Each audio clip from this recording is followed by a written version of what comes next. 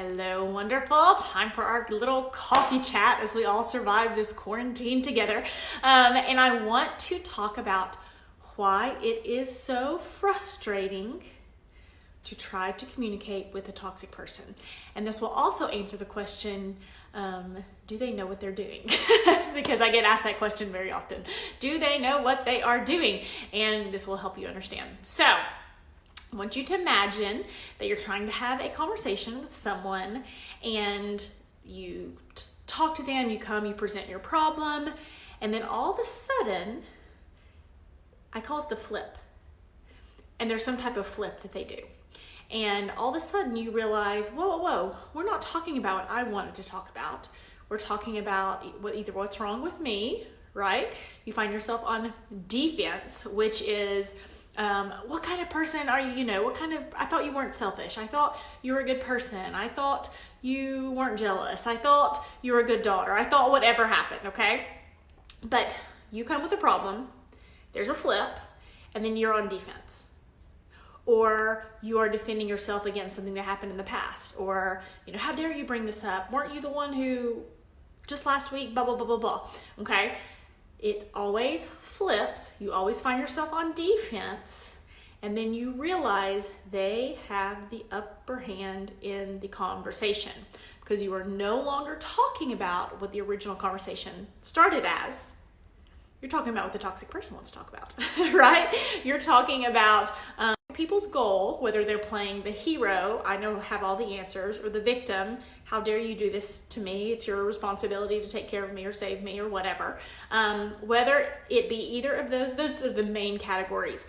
They both do the flip to get you to do the work of the relationship, okay? And it seems so simple. As soon as I start talking to my clients about it, in our Wondrous Woman group, we had a Q&A, and it started with one person said it, and then somebody else said it, and somebody else said it, and I said, okay, do you see the flip? Do you see the flip? Do you see the flip? Do you see the flip? And they're like, oh my gosh, they're all doing the same thing. But they don't always do it the same way, okay?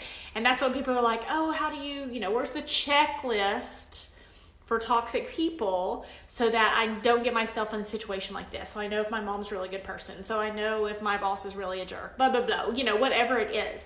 Because toxic people, as you get into this work, and if you're around me long enough, you're going to see toxic people all do the same thing.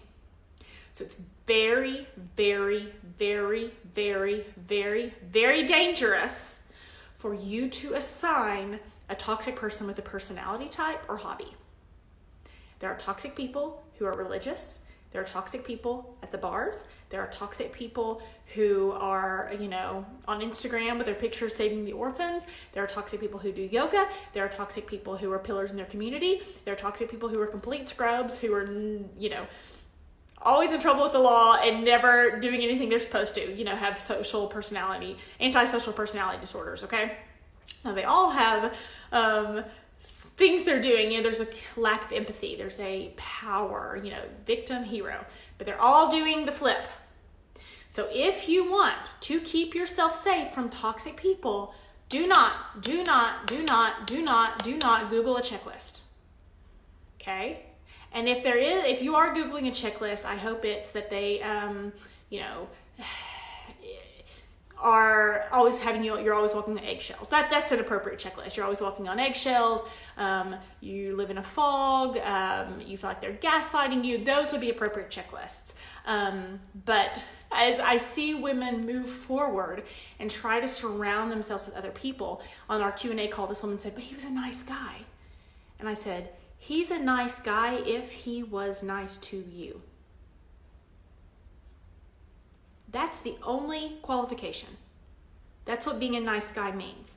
He's a nice guy if he is nice to you.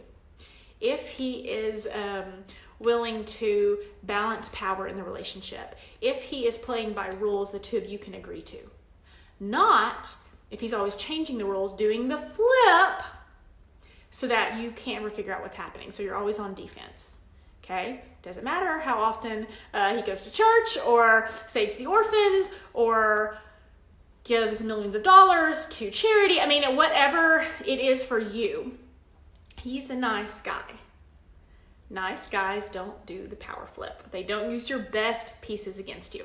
And for those of you who are just now joining now, who weren't in the call in the beginning, I'm gonna re-explain what I'm talking about. So on our Wonderwoman Q&A call, it was amazing. All these women in very different situations and very different stages of life all recognized the flip, which means they went to their person they were trying to communicate with, had a problem, had something they were worried about, had a concern, and they presented the problem, and then the flip happened, okay? How could you be so selfish? How could, why would you even bring that up? Why are you always trying to start fights with me? I thought you were a giving person. Don't you think you can give to me this one time? Whatever it is, they flip, and the conversation is no longer about what the original conversation was about. You brought a problem, something you were concerned about, so then they flipped it, and then the conversation was working to their advantage, not your advantage, right? And not an advantageous way of the two of you working together to come to a solution. The flip is not coming to solution. So if you are so frustrated because every time you talk to them, there's nothing ever resolved, there is no solution, this is probably what's happening, okay? Because the flip gets you to do the work of the relationship. You're defending yourself. You're saying, no, I wasn't lying. Like, why would you think that? Well, I'm sorry. And then you in your head start figuring out a different way to communicate what you're saying. And you think you have a communication problem. Many of you have probably, tried to get outside help, from a counselor or, a faith member or something like that. And they say, oh, well, you have a communication problem. And yes, you do. But it's a control problem. There is no way you can communicate in a different way to someone who does not have ears to hear. For someone who their goal is to do the flip so that you go on defense and they avoid doing the work of the relationship. They avoid accountability. They avoid getting a job. They avoid being responsible for their own health care. They avoid, not going to dinner with that girl. They avoid whatever it is. But it could be a parent, and you're saying, this is what I really want to do. You're an adult child, adult parent. At this point, you should be pretty equal, and it still feels very imbalanced. And you're saying, but Mom, I really want to. I never thought my daughter would do that. I thought my daughter was going to, and then you're instantly feeling like a bad daughter or a bad wife or a bad girlfriend or a bad employee or whatever it is, and you start backing down, get in your head, well, why would they think that? That's not what I was trying to do. And then you have been a part of the flip.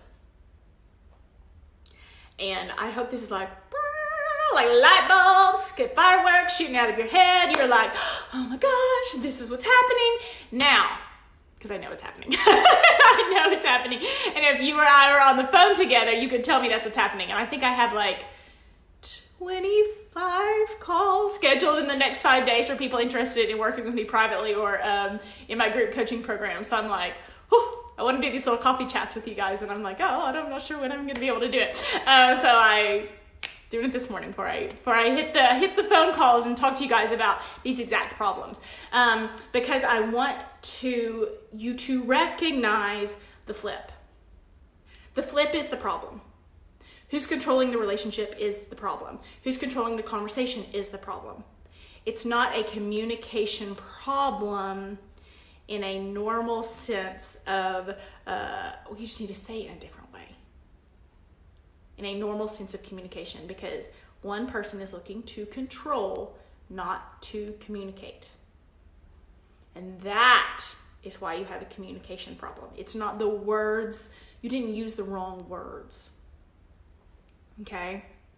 But you can't imagine somebody else would do that to you. So you think, well, that can't be what.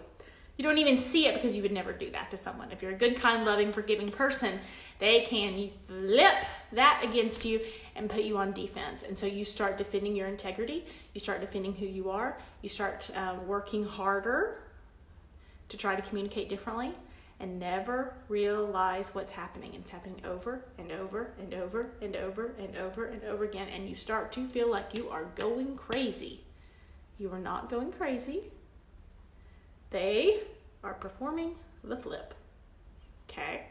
And so, if you are looking to not be around toxic people, do not look up checklists of like, oh, he's a bad guy, he's a nice guy, he goes to church, he doesn't, he's nice to his mom, blah, blah, blah, blah, blah, blah, blah. All these checklists. Do they flip your conversations on you? When you come to them with a problem, do they flip it and make you think you are the problem? That is the 1, 2, 3, 4, 5, 6, 7, 8, 9, 10, 11, 12, 13, 14, and 15th thing I would look at if I was dating.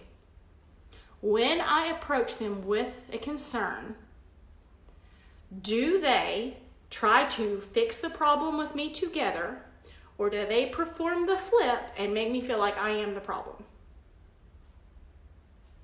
If you have a parent, adult parent, that should not be happening.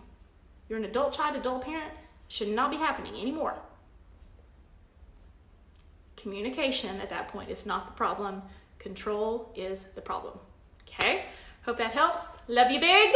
See you tomorrow. Maybe I'll jump on again today. We need to do like a dance party or like online yoga or something. Everybody's stuck in their house, and I don't want to get emotional. I'm real concerned about there's a real, if you ask someone, what the signs of depression are, it would be staying in their house all the time, socially isolated, not able to function in their normal lives. And I understand completely why we are doing it. And the part that I can help you guys with is hopefully making your day a little bit brighter, hopefully giving you problems that you can solve, and things that your mind, you can like, oh, okay, and I can fix that, I can control that, and I can, because there's so much we cannot control in the world right now, right? There's some things we can control. And I want to clear up and get you some clarity about, I know the problems that's like so magnetized in your life, because toxic people, it's like a drug, right? We can become so obsessed with it and so obsessed with solving that problem. And so I want to, through this process, hopefully this be a time that you like look back on and say, oh my gosh, like I learned this and I figured out this and I grew in this way, because I'm very concerned about the mental health toil this is going to take on our nation as well. So please, if you can safely do it, get some sunshine. Please move your body. I know Netflix and chill is like funny and whatever, but drinking in front of a television all day is like, I don't know how long this is going to last. And drinking in front of the television all day or trying to check out by just scrolling. I did it last night. Shayna, I think, texted me at like 4 a.m. and I was actually awake, answering a client question, which is not healthy in any way, not my normal life, not my normal situation. None of us are in our normal life. Put on makeup, take a picture, you can comment it below, shave your legs, whatever, put on a bra. I put on my cute bra today. I'm home, like there's literally no one here right now. And I'm like, put on my cute bra today because I want to still be Sarah. I still want to show up as Sarah. And I'm just showing up as Sarah in a different way in this stage of life, which I work from home. So it's really not that different for me, but I know it is for so many of you, and my heart is like so big for you. Please take care of yourself in this situation and take care of your mental health. Log in with me. You can go to the video section and see all the past videos that I've done. Make this, if any way possible, let this be a growing experience for you so that you can start to get some more semblance of control of your life, rather than feeling as if everything is just being taken away from you. But I can't believe I'm about to tear up talking about it, but big concerns for you guys. And I promise I'm doing the work myself. I went on a walk, got some vitamin D this morning. I have client calls the rest of the day and people enrollment calls, people interested in talking, putting on makeup, doing several video chats that are coming with you guys later today, just interviewing for a podcast. So keeping my life on purpose rather than shutting my life down in any way possible. Hope that helps. Love you big. Talk to you soon. Bye.